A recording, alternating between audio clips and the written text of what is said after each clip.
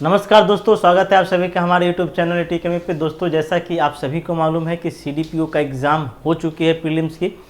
अब बारी है कि मेंस की तैयारी कैसे करें। तो सबसे पहले मैं आपको कटऑफ को लेकर के बता देता हूं कि जो भी अभ्यर्थियों का कटऑफ को लेकर के जो थोड़ा संशय बना हुआ है उसे मैं थोड़ा सा डाउट कर सकता हूं कि आखिर आपके मार्क्स कितने आने चाहिए ताकि आप CDPO में अपने वैकल्पिक सब्जेक्ट की तैयारी में लग जाएं। तो अगर आपके मार्क्स 105 आ रहे हैं, चाहे वो आप किसी भी कैटेगरी को हो, जनरल की मैं बात कर रहा हूं, अगर इसके आप नीचे हैं, EWS हैं, EBC हैं, BC हैं तो और अच्छी बात है। लेकिन अगर आप जनरल हैं और अगर आपके 105 अंक आ रहे हैं, मतलब किसी भी कैटेगरी में अगर आपके 105 अंक सही हो रहे हैं, तो आप निश्चित तौर पर अब अपने मेंस की तैयारी शुरू कर दीजिए, क्योंकि समय बहुत कम है। बहुत जल्द आयोग के तरफ से आंसर की भी अपलोड किया जाएगा और रिजल्ट भी प्रकाशित कर दिया जाएगा, तो समय बहुत कम है। आप CDPO में देखिएगा कि बहुत ही कम यहाँ पे ऑप्शनल सब्जेक्ट देखने को मिले थे, मात्र 4 ही ऑप्शनल सब्जेक्ट देखने को मिले थे।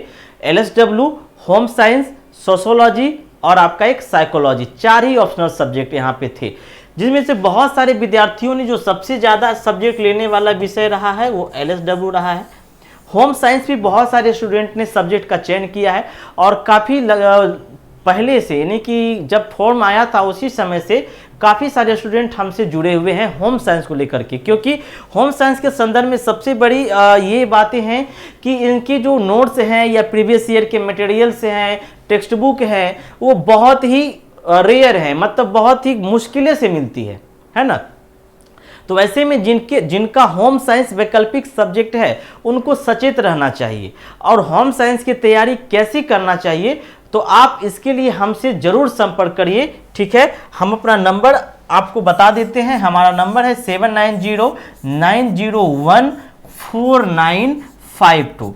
आप होम साइंस की अगर तैयारी करना चाहते हैं तो आप हमारे इस नंबर पे संपर्क कर सकते हैं। बहुत ही कम फीस में आपको होम साइंस के संपूर्ण सिलेबस की तैयारी करवाई जाएगी, साथ ही साथ आपको आंसर प्रैक्टिस भी करवाया जाएगा। जो भी टॉपिक आपको हम पढ़ाएंगे उस टॉपिक से जुड़े हुए जो भी प्रश्न है उस प्रश्नों का आपको प्रैक्टिस भी करवाया जाएगा। तो होम साइंस के संदर्भ में यदि आप जुड़ना चाहते हैं तो जुड़ सकते हैं। सबसे पहले हम इसके सिलेबस के बारे में बात करना चाहेंगे कि आखिर होम साइंस में आपको पढ़ना क्या है, ठीक है, क्योंकि ये बहुत जरूरी होता है कि सिलेबस के अकॉर्डिंग आप अपनी तैयारी को मजबूत बनाइए। सिलेबस, इसके पहले आप देखेंगे कि जब वैकेंसी आई थी तो उस समय आयोग की वेबसाइट पर सिलेबस था ही नहीं, तो बहुत सारे छात्र इनसे भी परेशान थे कि सिलेबस क्या है, कहाँ से पढ़ेंगे, कैसे पढ़ेंगे। लेकिन आयोग ने एक अच्छा काम किया है कि वेबसाइट पर होम साइंस की सिलेबस डाल दिया, यानी कि आप BPSC के जब ऑफिशियल वेबसाइट पर जाएंगे तो वहाँ से होम साइंस सिलेबस को डाउनलोड कर पाएंगे और आप देख सकते हैं कि आपके सिलेबस में क्या क्या पढ़ना है, ठीक है। तो जिनका भी होम साइंस है वो हमसे ज़रूर संपर्क करें।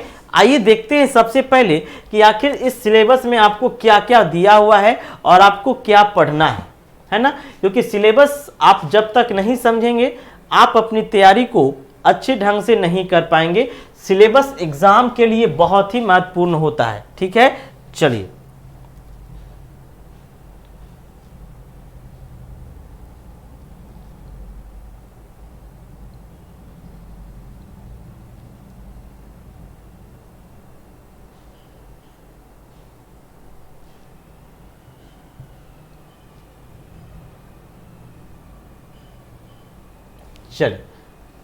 ये देखिए आपका सिलेबस है जो ओपन हो रहा है, आप सभी लोग देख सकते हैं, है ना। अगर आपको नहीं दिख रहा है तो मैं इसे थोड़ा वाइट से ब्लैक कर देता हूं ताकि आपको चीजें स्पष्ट रूप से दिखाई दे। देखिएगा, ये आपका देखिएगा सिलेबस है, साफ शब्दों में लिखा गया है, यहां पे आप देख सकते हैं, ठीक है। साफ शब्दों में लिखा गया है खंड, यहां पे आप देख सकते हैं गृह विज्ञान का पाठ्यक्रम, हिंदी और इंग्लिश दोनों में आपका सिलेबस अवेलेबल है, आप जिसमें चाहें उसमें देख सकते हैं। ऊपर में इंग्लिश दिया हुआ है, फिर हिंदी दिया हुआ है। देखिएगा, गृह विज्ञान का सिलेबस यानी कि पाठ्यक्रम, आपको यहाँ पे देखना होगा कि क्या क्या आपको पढ़ना है। तो खंड क यानी कि खंड क की अगर आप बात करते हैं तो खंड क में यानी कि सेक्शन ए में आहार एवं पोषण, आहार एवं पोषण के रूप में एक इकाई दिया है, एक अध्याय दिया है। इस इकाई को आपको पढ़ना है। अब इस आहार एवं पोषण में आपको क्या क्या पढ़ना है वो भी डिटेल आपको यहाँ पे दिया गया है। जिसे देखिए, आहार का वर्गीकरण है ना, क्लासिफिकेशन ऑफ फूड, आहार का वर्गीकरण और कार्य, आहार का क्लासिफिकेशन, उसके वर्ग क्या है, उनके फंक्शन क्या है, इसके बारे में जानना है। और हमने पिछले भी आपको होम साइंस से संबंधित कई टॉपिक वाइज वीडियो भी डाला है, यानी कि आपको अगर आप हमारे नंबर पे मैसेज करेंगे तो आपको मैं इनसे जुड़े हुए डेमो क्लास भी प्रोवाइड कर पाऊंगा, जो आप देख सकते हैं कि होम साइंस की किस तरीके से पढ़ाई होती है। तो आहार, वर्गीकरण और कार्य। दूसरा है देखिएगा पोषण, जिसे हम लोग न्यूट्रिशन कहते हैं, पोषण के बारे में आपको पढ़ना है। और पोषण से जुड़े हुए जो फैक्ट हैं, कार्बोहाइड्रेट, वसा, प्रोटीन, विटामिन, खनिज लवण, रासायनिक संरचना, वर्गीकरण, कार्य, पोषण की कमी से होने वाले रोगों के लक्षण, प्राप्ति के स्रोत और दैनिक आवश्यकता, ऊर्जा की मांग को प्रभावित करने वाले कारक। दोस्तों कुछ देखा जाए तो ये कुछ आपको बायोलॉजिकल पार्ट का यहाँ पे सपोर्ट मिलेगा, यानी कुछ चीज़ें यहाँ पे बायोलॉजिकल से जुड़ी हुई है। तो अगर आप साइंस लेकर के पढ़े हैं और अगर आपका 12th में या ग्रेजुएशन में बायोलॉजी रहा है तो आपको यहाँ पे काफ़ी मदद मिलने वाला है। उसके बाद देखिएगा कार्बोहाइड्रेट, वसा, प्रोटीन का पाचन, अवशोषण एवं मेटाबॉलिज्म, जिसे हम लोग चयापचय कहते हैं, इसके बारे में पढ़ना है।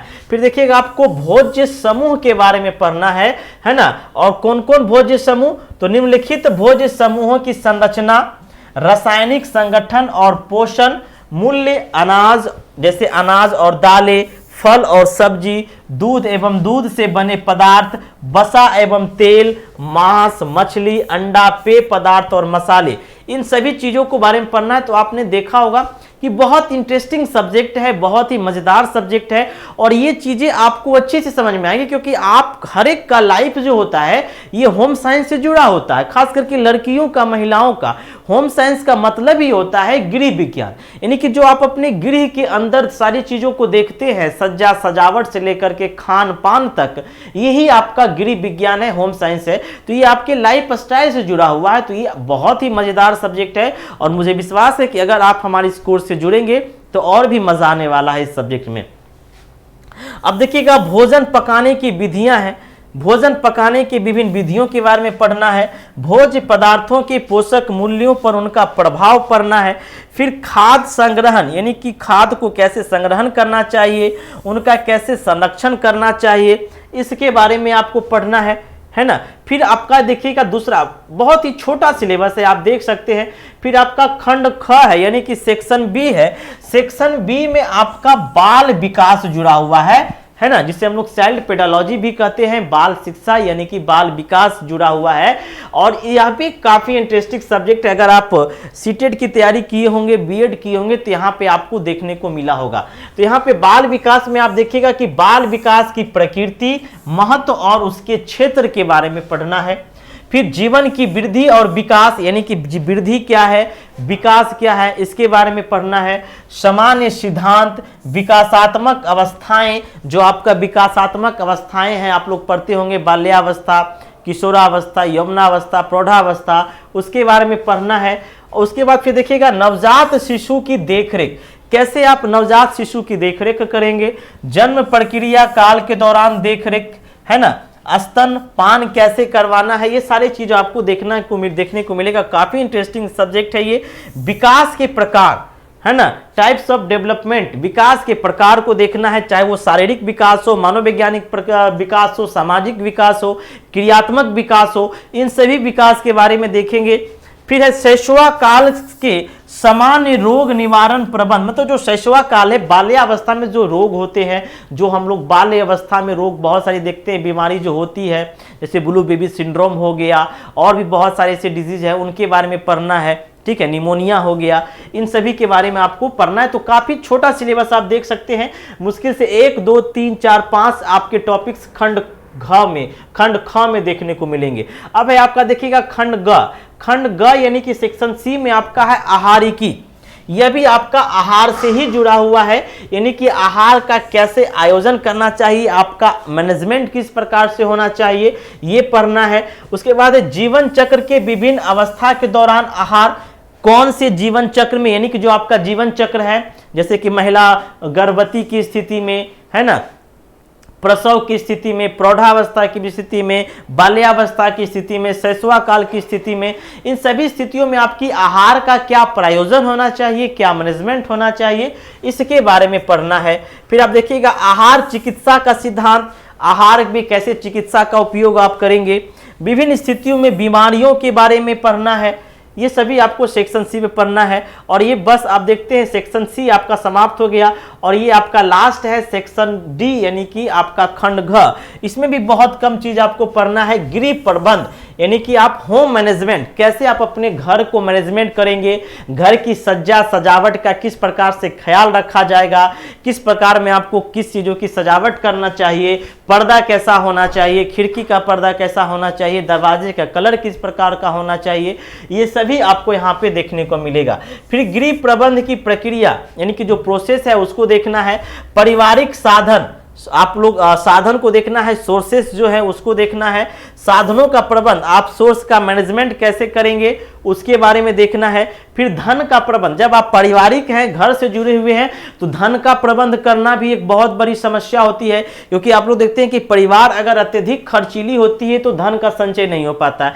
तो आपको धन का भी, है ना, क्या करना है, मैनेज करना है, मैनेजमेंट लेकर के चलना है ना। उसके बाद देखिएगा निर्णय लेने की प्रक्रिया, परिवार में निर्णय लेने की प्रक्रिया देखिएगा, अगर किसी एक व्यक्ति के हाथ में होता है ना, उसका प्रभाव, या हर एक व्यक्ति को निर्णय लेने का अधिकार है, उसका प्रभाव, ये सारी चीज को हम लोग देखेंगे। आंतरिक सज्जा, जो गृह सज्जा है, फर्नीचर वगैरह, टेबल कुर्सी, इन सभी के बारे में पढ़ना है ना। और एक और आपका छोटा सा टॉपिक आप देख सकते हैं, खंड र, वस्त्र एवं परिधान। हालांकि देखा जाए तो अगर यहाँ पे जो सिलेबस दिया है, यहाँ पे 5-6 आपका सेक्शन में बांट करके दिया गया है, लेकिन अगर पूरे सिलेबस का आप बांटना चाहें तो आप इसे 4 सिलेबस में, जैसा कि हमने पहले कहा है, बांट कर सकते हैं।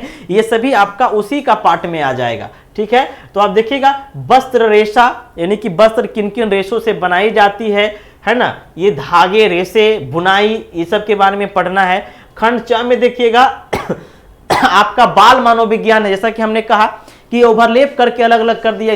जब आप बाल विकास पढ़ेंगे, जो हमने आपको सेक्शन बी में बताया था, उसी में आपको बाल मनोविज्ञान भी पढ़ना है, चाइल्ड साइकोलॉजी भी पढ़ना है, तो अलग से पढ़ने की आवश्यकता नहीं है। हालांकि यहाँ पे अलग से दे दिया गया है कि बाल मनोविज्ञान की परिभाषा, उद्देश्य, क्षेत्र क्या है, उनकी अध्ययन की विधियां क्या है, कैसे बच्चे सीखते हैं, उसके बारे में पढ़ना है। फिर आप देखिएगा खंड 6 में है संचार, शिक्षा और प्रसार, कि शिक्षा का प्रसार क्या होना चाहिए। फिर खंड ज में है पारिवारिक गतिकी, किस प्रकार की परिवार की गतिकी होनी चाहिए, परिवार की उत्पत्ति, विवाह का उम्र क्या होना चाहिए, ये सभी है। तो ये आप देख सकते हैं काफी छोटा सिलेबस है, देखने में बड़ा लग रहा है क्योंकि यहाँ पे कई चीजों को अलग अलग चीजों में डिफाइन करके दिया, लेकिन अगर देखा जाए तो ओवरऑल हम आपको जब पढ़ाएंगे तो मात्र 4 टॉपिक में हम इसको बांट करके पढ़ाएंगे, यानी कि 4 सेक्शन में बांट करके पढ़ाएंगे, ठीक है।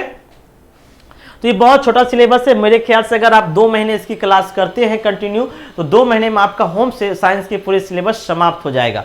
तो अगर आप होम साइंस की तैयारी करना चाहते हैं, मैं फिर से कह रहा हूं, तो बहुत जल्द इसका क्लास शुरू होने वाला है। अभी विद्यार्थियों का डिमांड आ रहा है, जैसे ही विद्यार्थियों का डिमांड बढ़ेगा, आप सभी अगर पढ़ना चाहेंगे तो हम आप सभी के लिए होम साइंस का बैच जरूर शुरू करेंगे। नंबर हमारा 7909014952 पर आप हमें मैसेज कर सकते हैं।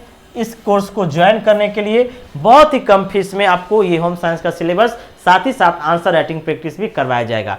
तो अगर आपको ये वीडियो पसंद आया है तो जो भी होम साइंस वाले स्टूडेंट हैं उनको शेयर कर दीजिए, और 105 अंक अगर आपके आ रहे हैं, निश्चित तौर पर आप सीडीपीओ की मेंस की तैयारी में लग जाएं। तो चलिए दोस्तों, विदा लेते हैं, मिलते हैं फिर नेक्स्ट क्लास में। तब तक के लिए सभी को गुड बाय, जय हिंद।